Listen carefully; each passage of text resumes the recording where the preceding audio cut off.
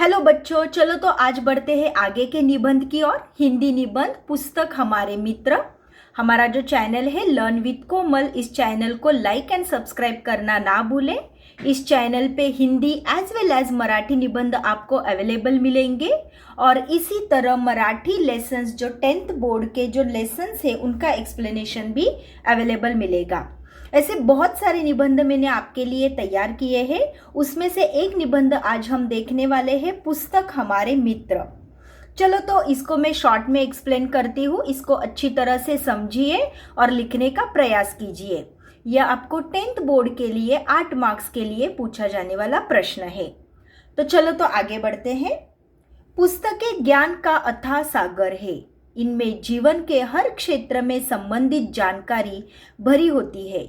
विज्ञान, इतिहास, साहित्य, कला, संस्कृति, धर्म, हर विषय पर पुस्तकें हमें ज्ञान देती है।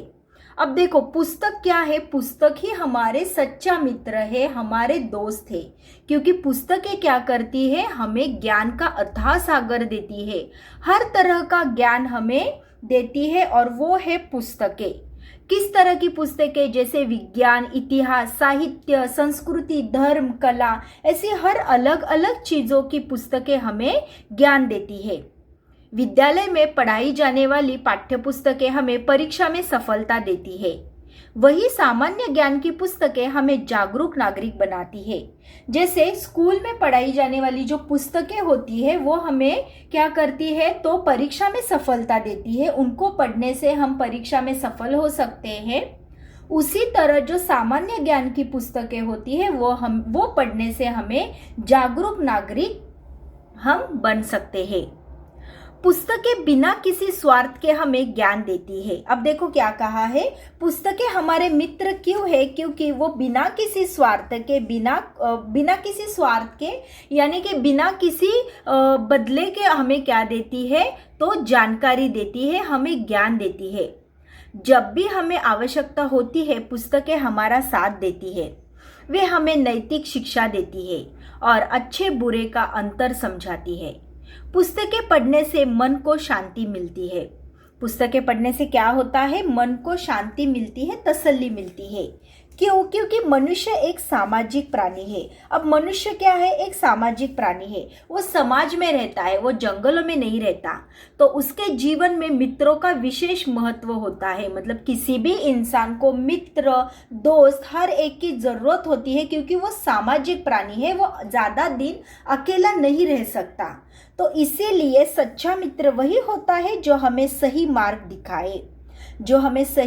दिखाए, बिना किसी मतलब के हमें मदद करे, हमें जब भी आवश्यकता पड़े तो हमारे लिए हमेशा अवेलेबल रहे। उसे हम क्या कहते हैं? सच्चा दोस्त कहते हैं, सच्चा मित्र कहते हैं।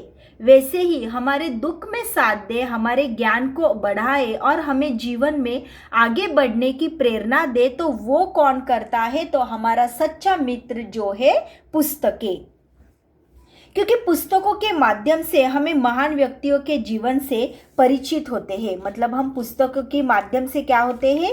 महान व्यक्तियों के जीवन से परिचित होते हैं, हमें पूरी जानकारी मिलती है। अंत में कहा जा सकता है कि पुस्तकें वास्तव में हमारी सच्ची मित्र है। वे हमें जीवन जीने की सही दिशा दिखाती है और अज्ञानता से ज्ञान की ओर ले जाती है।